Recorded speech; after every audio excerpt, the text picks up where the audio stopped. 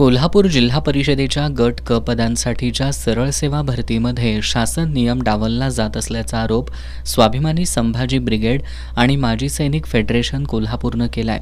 शासन निर्णयानुसार संबंधित पदासाठी माजी सैनिकांच्या आरक्षणानुसार पात्र उमेदवार उपलब्ध नसतील तर ती जागा रिक्त ठेवून माजी सैनिकांचा अनुशेष वर्षभर पुढे ढकलावा।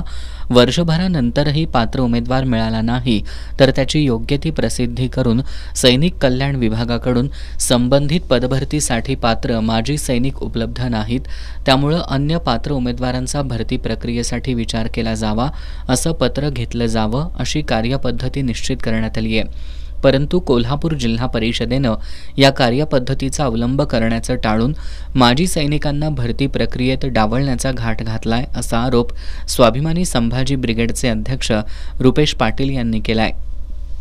सरकारी नोकऱ्यांमध्ये माजी सैनिकांना महाराष्ट्र शासनानं आरक्षण दिलेलं आहे।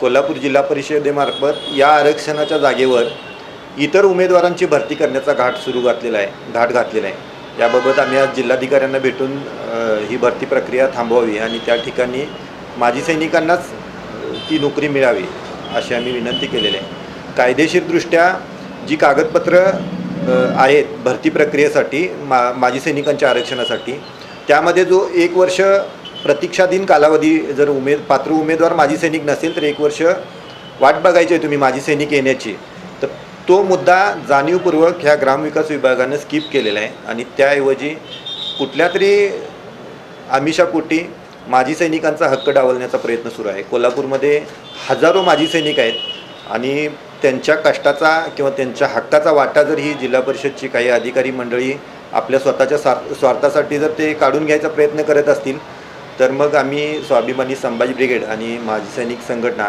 आम्ही रस्त्यावर उतरून तुम्हाला कोल्हापूरचं पाणी दाखवल्याशिवाय थांबणार नाही। कोल्हापूर जिल्ह्यात मोठ्या संख्येनं आजी माजी सैनिक आहेत। प्रशासकीय यंत्रणेनं माजी सैनिकांना सन्मान देणं अपेक्षित असताना ते न करता कागदी घोडे नाचवत भरती प्रक्रियेतून माजी सैनिकांना डावलण्याचा प्रयत्न चालवला असेल तर ते निश्चितच संतापजनक असून याबाबत न्याय मिळाला नाही तर रस्त्यावर उतरू असा इशारा माजी सैनिक फेडरेशनचे अध्यक्ष BT पाटील यांनी दिलाय। कोल्हापूर जिल्हा सैनिक फेडरेशनतर्फे प्रशासनाला एक नम्र निवेदन आहे। कमीत कमी माजी सैनिकांच्या हक्कासोबत तरी खिलवाड कोणत्याही प्रकारचा करू नका। कोल्हापूर जिल्ह्यात 21,000 पेक्षा जास्त सैनिक पात्र सैनिक आहेत, मौजूद आहेत आणि त्यांचा जो हक्क आहे 16% तो डावलून इतरांना देण्याचा प्रयत्न करू नका। इन केस तसं ह्या वेळेला काहीतरी झालं, आम्ही रस्त्यावर उतरून आमचा हक्क कसं घ्यायचं त्याच्याबद्दल आम्ही सक्षम आहोत आणि ते करूनच दाखवू।